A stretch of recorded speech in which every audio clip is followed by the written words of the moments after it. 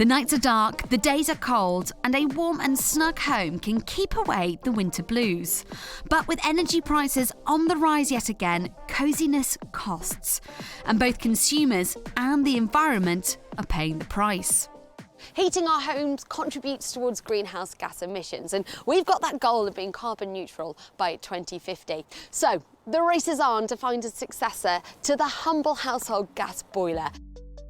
You might have heard that heat pumps, which take energy from the outside and transform it into heat for your home, could be a viable alternative. You might also have heard that they're not cheap, with prices for the most widely used ones starting at around £6,500, although there is a government scheme that could help with the cost. Many people have embraced them as being cleaner and more efficient, but the rollout hasn't always been a breeze, with some people complaining that they're noisy or that they don't heat their homes as well. And there's even been some cases where it's made people's energy bills go up. Most of the heat pumps used in our homes are air source, taking energy from the air. There is another kind, which is ground source. These are also very expensive, but they have the advantage of being able to provide energy to large-scale buildings, say a block of flats, which means the cost split between residents is much more affordable. Diane Barr has lived in this block in Thurrock for the past 18 years. In 2023, she and her neighbours in these 3 high-rise towers had their old storage heaters replaced with ground source heat pumps the size of a box. That is the shoebox that does the heating and the water, and that's the water. It's small, it's very neat. Yeah, it's not too bad actually, yeah. I can hear it, but it's not super loud. You get used to it, it's like a white noise. Diane's apartment used to have storage heaters, which are supposed to heat up during the night when tariffs are cheaper and release heat throughout the day.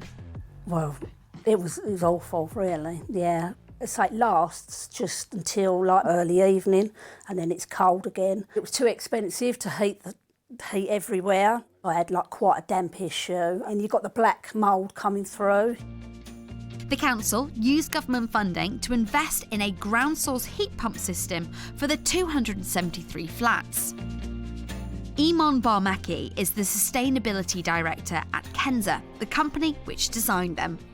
We've dug 109 vertical boreholes. Each borehole is roughly the size of 4 tower blocks stacked up on top of each other. So we absorb that low-grade heat through plastic pipes. And those groups of pipes go up into those risers within the tower blocks.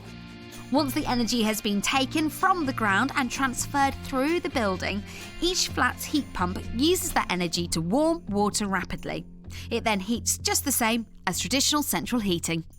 What that means in practical terms for the residents is they're saving roughly 50 to 60% on the heating and hot water bills.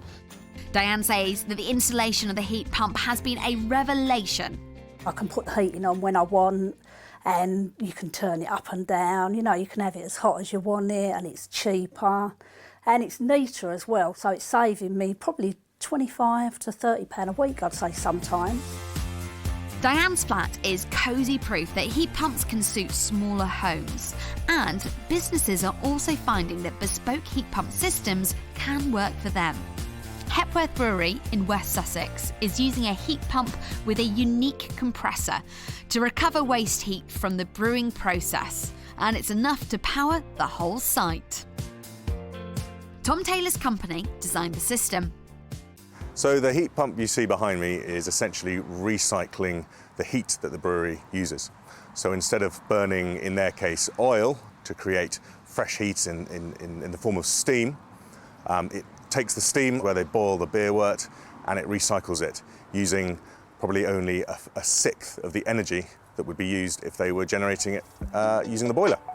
Brewery owner Andy Hepworth is hoping the use of the heat pump will help reduce the company's environmental and financial output.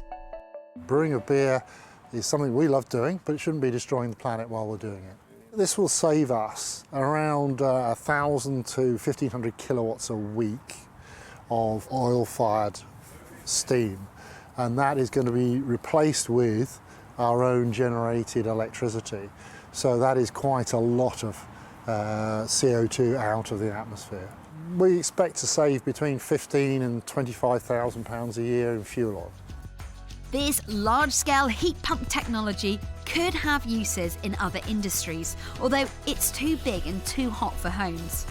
The more innovation there is across the wider sector though, the sooner prices will come down for households. Rajat Gupta is Professor of Sustainable Architecture and Climate Change at Oxford Brookes University. Are heat pumps actually cheaper than using a gas boiler? With a new gas boiler, which is highly efficient, about 90% or so, the savings will be equivalent to that system. However, if the heat pump is connected to a time of use tariff, the savings are definite. If you want to get a heat pump, there are few things to be mindful of.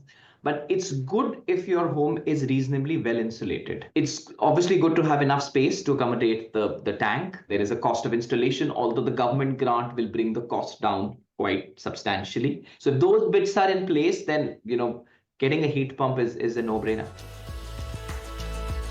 Embracing the new sometimes can be a bit daunting, but if you are looking to replace your boiler sometime soon, then it really is worth exploring all the options. Listen, gas may still be king, but all rains do come to an end. And the hope is what comes next should be better for the environment and our pockets too.